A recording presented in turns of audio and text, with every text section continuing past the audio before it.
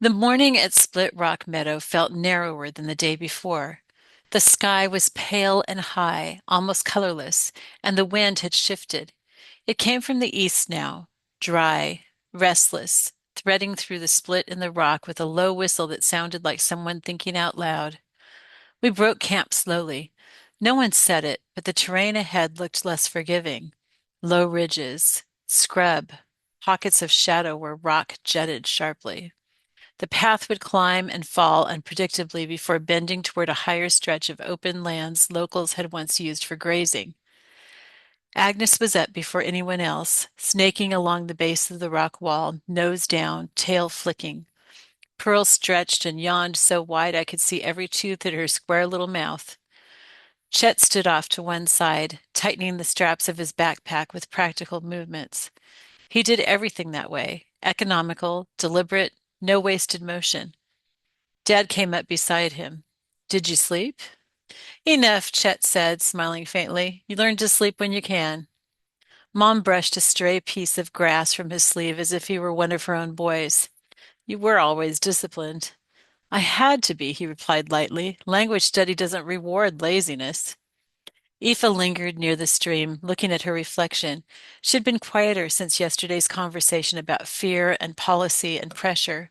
There was something gathering in her, like she was measuring herself against the stories she was hearing. Lucia drifted over to her. You're thinking, she said. Aoife nodded. I'm wondering what I would do if it were me, if I were told to stay or go. Lucia didn't answer right away. She picked up a small stone and turned it over in her fingers. I used to imagine courage was loud, she said, like a trumpet, but maybe it's more like saying when you want to run. Aoife smiled slightly. You're changing. Lucia shrugged. MacDonald said imagination can serve fear or serve hope. I'm trying to retrain mine. We began walking just after the sun cleared the rock split entirely. The path angled upward, then veered across a slope dotted with low thorn bushes and dry grasses. A faint animal trail intersected ours, pressed deeper into the earth by repeated hooves. Grazing land, Liam observed. Francis nodded, his bare feet surprisingly sure among the stones. Where there are sheep, there are guardians. We didn't think much of that at first. The land opened slightly into a broad incline. To our right, the slope dropped into a shallow valley where scattered shrubs clung stubbornly to life. To our left, a cluster of boulders rose like sentinels. Beyond them, a faint sound reached us. Bells. Soft, irregular. Sheep. Aoife's pace quickened. She loved animals in a quiet way, not dramatically. She just seemed to lean toward them instinctively. Careful, Sean said mildly. Let's see the shepherd before we assume hospitality. We crested the next rise and saw them, a small flock of sheep grazing in loose formation. Off to one side stood a shepherd, lean, wrapped in neutral cloth, staff planted in the earth. He watched us without alarm. But between us and the flock stood something else. At first glance, I thought it was a wolf. It stood broad-shouldered and low, thick fur bristling slightly in the morning wind. Its head was massive, its ears alert, eyes fixed on us with unnerving intensity. It didn't bark, it didn't move. It simply assessed. Aoife stopped dead. The dog, if it was a dog, took one step forward.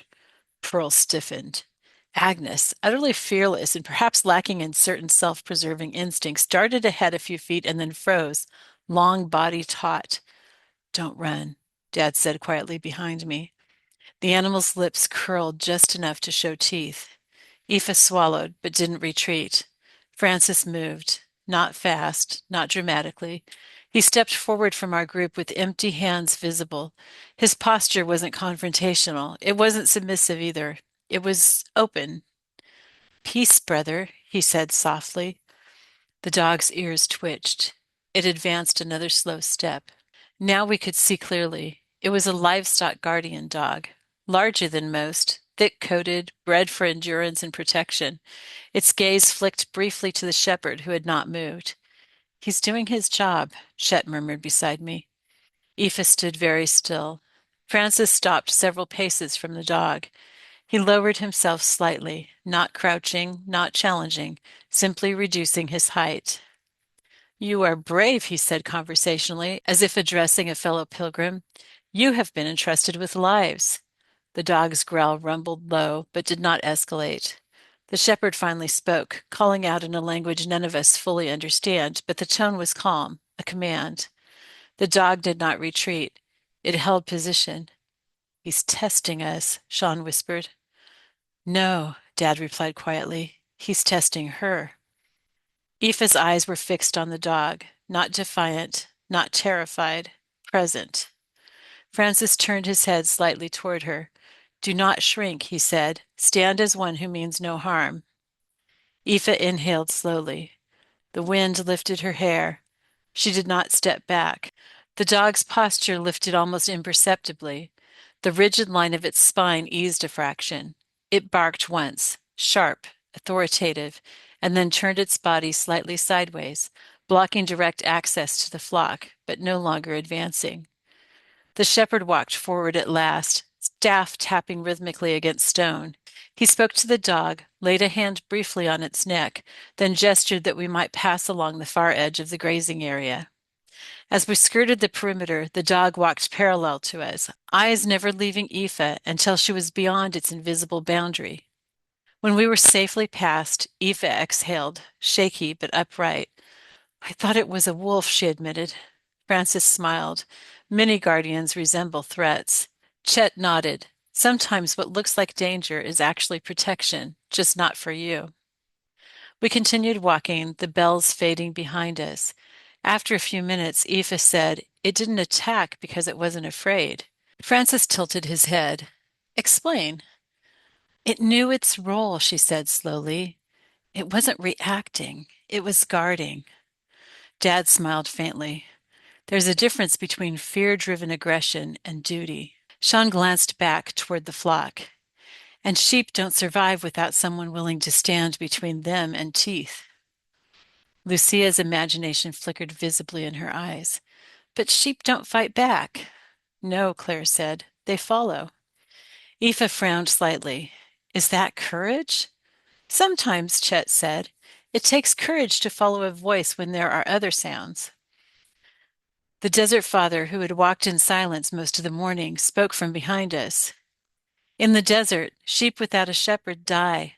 Shepherds without courage lose sheep, and sheep who scatter invite wolves."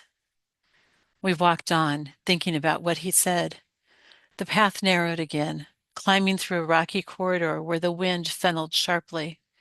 The ground here was uneven, forcing attention to each step. Lucia came up beside me. "I always thought sheep were foolish," she said, "but they're not foolish. They're vulnerable." "Vulnerability isn't weakness," I said. "It's exposure." She nodded.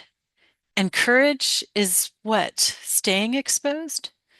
"Sometimes," I answered.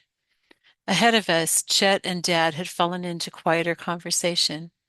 "It must have been hard," Dad was saying, knowing policy meant no negotiation. "It was clear," Chet replied. "Clarity helps. But clarity doesn't remove pressure."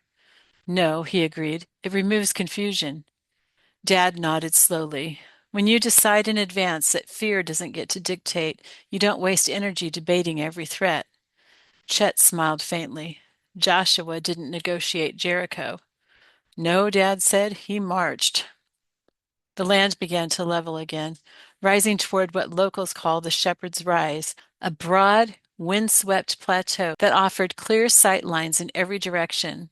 We would rest there before descending toward our next lodging. As we climbed the final stretch, Aoife slowed slightly and fell in beside Francis.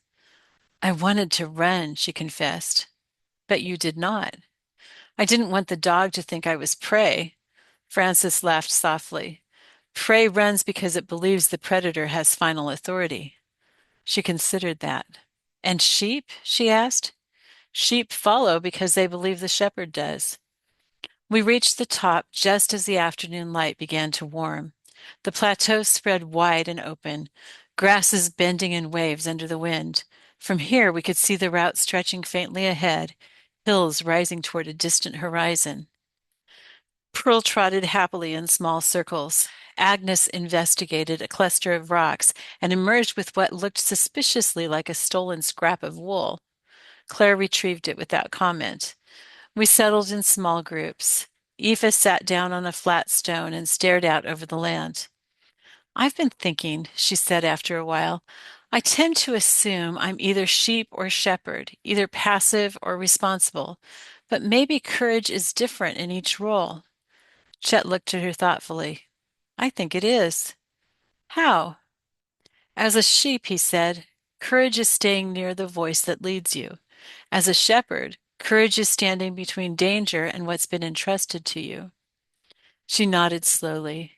And as a translator, she asked? He smiled. Courage is staying in the work even when others misunderstand it. The wind swept across the plateau, flattening the grasses in one direction, then releasing them. Lucia stood and lifted her face into it, eyes closed. The wind sounds like rushing water, she said, like something moving forward whether we're ready or not. History does that, Dad replied. And so does calling, Chet added.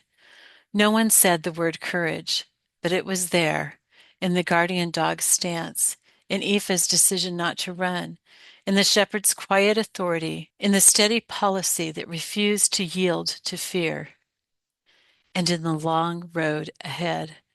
We gathered our things as the light shifted. The shepherd's rise had given us more than rest. It had given us a picture, and sometimes that's enough to keep walking.